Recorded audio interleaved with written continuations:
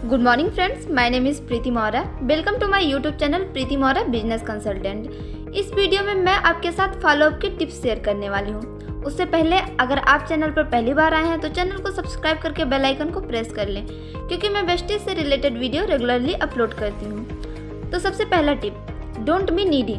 आपको अपने प्रोस्पेक्ट के सामने गिड़गिड़ाने की कोई ज़रूरत नहीं है। आपने उनके साथ एक अपॉर्चुनिटी शेयर की है, आपने उनको एक बिजनेस प्लान शो किया है जिसकी मदद से वो अपनी लाइफ चेंज कर सकते हैं। तो आपको उसी तरह बिहेव करना है कि उनको आपकी ज़रूरत है, ना कि आपको उनकी। आपको अपने दिमाग को इस तरह से प्रोग्राम करना है कि आप उन्हें एक चांस दे रहे हैं अपनी ज़िंदगी बदलने का, एक ऐसा चांस जिसकी मदद से वो अपने लाइफ को एक नया मोड़ दे सकते हैं। अपने नॉर्मल रूटीन से हटकर वो कुछ ऐसा कर सकते हैं जिसकी मदद से वो अपने सपने पूरे कर सकते हैं। तो आप उन्हें एक अपॉर्चुनिटी दे रहे हैं, जो कि एक बहुत बड़ी बात है। अब सामने वाला चाहे हाँ बोले या ना बोले, उससे आपको कोई फ़र्क नहीं पड़ना चाहिए। बस आपको उस व्यक्ति के सारे डाउट क्लियर करने हैं। उसके बाद उस प्रोस्पेक्ट की चॉइस है, वो आपके साथ जुड़ेगा या नहीं। एक बात समझ लीजिए, अगर वो प्रोस्पेक्ट आपके साथ जुड़ता है तो इसमें उसका और आपका दोनों का फ़ायदा है। लेकिन अगर वो आपके साथ बिजनेस शुरू ही नहीं करते हैं तो इसमें आपका कोई नुकसान नहीं है। आपने तो बस उन्हें एक मौका दिया था अपनी ज़िंदगी को बदलने का। अगर उन्होंने ना बोला तो उसमें आपका नुकसान नहीं है, उन्हीं का नुकसान है। तो आपको इस बात का ध्यान रखना है कि उनके सामने आपको नीडी बिल्कुल भी नहीं बनना है। एक व्यक्ति के ना बोलने से आपका बिजनेस रुकने वाला नहीं है, इसलिए आपको अपने प्रोस्पेक्ट के सामने बिल्कुल भी गिड़गिड़ाना नहीं है।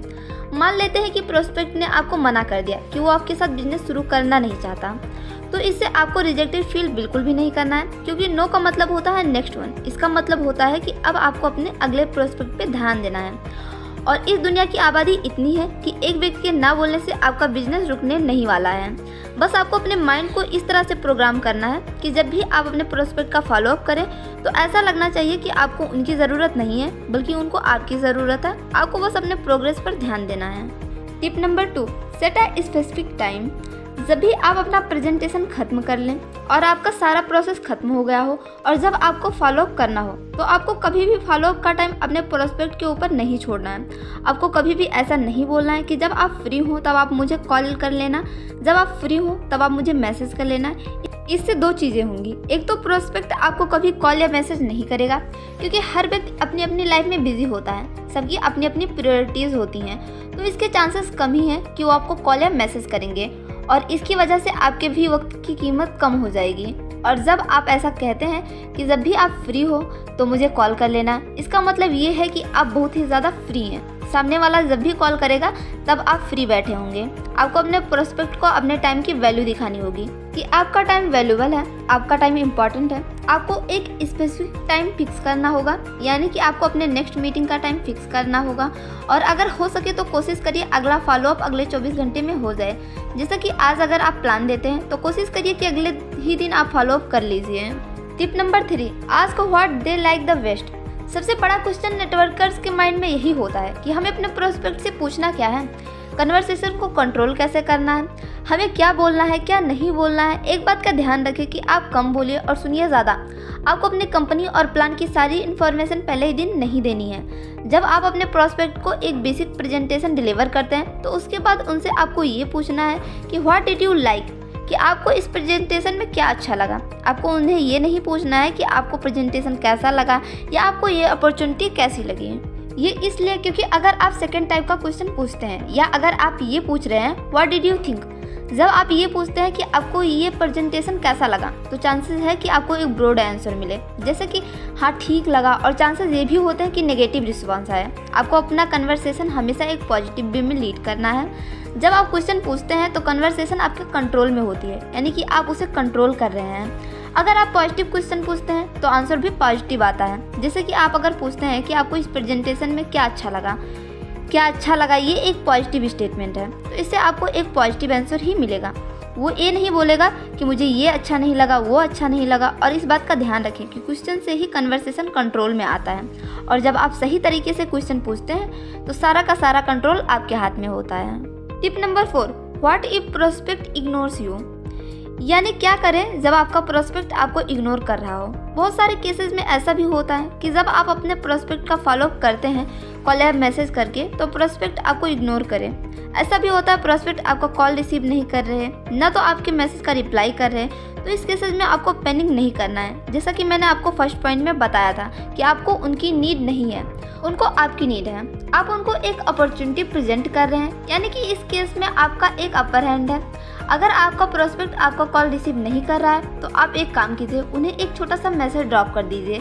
ये मैसेज आप उन्हें 2 से 3 दिन के बाद ड्रॉप कर सकते हैं। I hope you are very well. I did not get a proper response from you, so I am assuming that you are not interested in this opportunity, which is absolutely fine.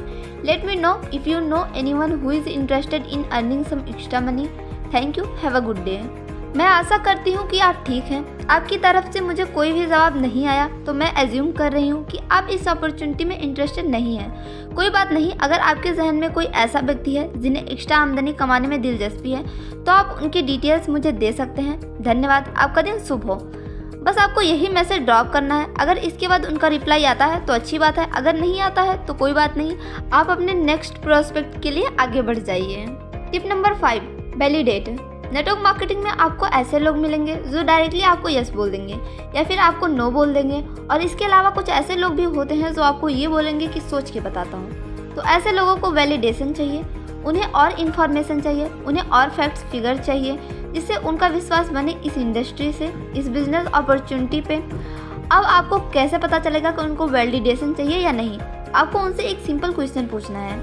1 से 10 के scale में आप अपने decision को कहाँ रखते हैं? अगर वो 5-6 के बीच में है तो यानी कि उन्हें वैलिडेशन चाहिए, उन्हें और इन्फॉर्मेशन चाहिए। 1 का मतलब होता है कि उन्हें कोई भी चीज़ क्लियर नहीं है, उनके पास बहुत सारे डाउट्स हैं। और 10 का मतलब होता है वो बिल्कुल ही रेडी हैं आपके साथ बिजनेस शुरू करने के लिए। बट एक बात का ध्यान रखें, उन्हें 5-6 के बीच में ना छोड़ दें। अगर उनका जवाब 5, 6 या 7 है तो उनके इस डाउट को क्लियर करें। अगर आप चाहें तो इसमें अपने अपलाइन को भी इन्वॉल्व कर सकते हैं ताकि वो आपके प्रोस्पेक्ट को काफ़ी बेटर तरीके से हैंडल कर सकें अपने एक्सपीरियंस से, और इसके मदद से आपके प्रोस्पेक्ट के सारे डाउट क्लियर हो जाएंगे। Tip number 6, set the next appointment. ऐसा हो सकता है कि आपके प्रोस्पेक्ट को 1 से ज़्यादा फॉलोअप की ज़रूरत पड़े। कभी कभी प्रोस्पेक्ट को 3, 4, 5 फॉलोअप की भी ज़रूरत पड़ती है, और ये एक अच्छी चीज़ है, इसमें कोई प्रॉब्लम नहीं है। अगर वो ज़्यादा फॉलोअप डिमांड कर रहे हैं, इसका मतलब ये है कि वो अपना इंटरेस्ट शो कर रहे हैं अपने बिजनेस में, वो और ज़्यादा श्योर होना चाहते हैं कि वो आपके साथ बिजनेस शुरू करें या नहीं। तो अब अपने प्रोस्पेक्ट के साथ अपना अगला फॉलोअप शेड्यूल कर लीजिए ताकि उनके सभी डाउट्स क्लियर हो जाएं। Tip number 7, ask if they ready to get started. Followup कभी कभी एक लंबा प्रोसेस हो जाता है, इसीलिए आपको अपने प्रोस्पेक्ट से डायरेक्टली पूछना है कि आप स्टार्ट करने के लिए रेडी हैं। आपको उनसे डायरेक्टली पूछना है कि आप कभी स्टार्ट करने वाले हैं, आप कौन से पैकेज के साथ शुरू करना चाहते हैं, आप कौन से प्रोडक्ट के साथ शुरू करना चाहते हैं। तो ये सभी क्लोज इंडेड क्वेश्चन है, तो आपको इसका आंसर उनसे मिल जाएगा। अगर इन सवालों को जवाब वो डायरेक्टली ना दें तो इसका मतलब है उन्हें और फॉलोअप की ज़रूरत है। बस इस बात का ध्यान रखिएगा कि बाद में ऐसा हो कि वो आपको मना कर दें, फिर भी आपको बुरा नहीं मानना है। इस अपॉर्चुनिटी की ज़रूरत सामने वाले को है, तो अगर वो मना करते हैं तो नुकसान उन्हीं का है, आपका नहीं। मैं उम्मीद करती हूँ कि ये 7 टिप्स आपकी मदद करेंगे आपका बिजनेस ग्रो करने में। Thank you for watching. Wish you wealth.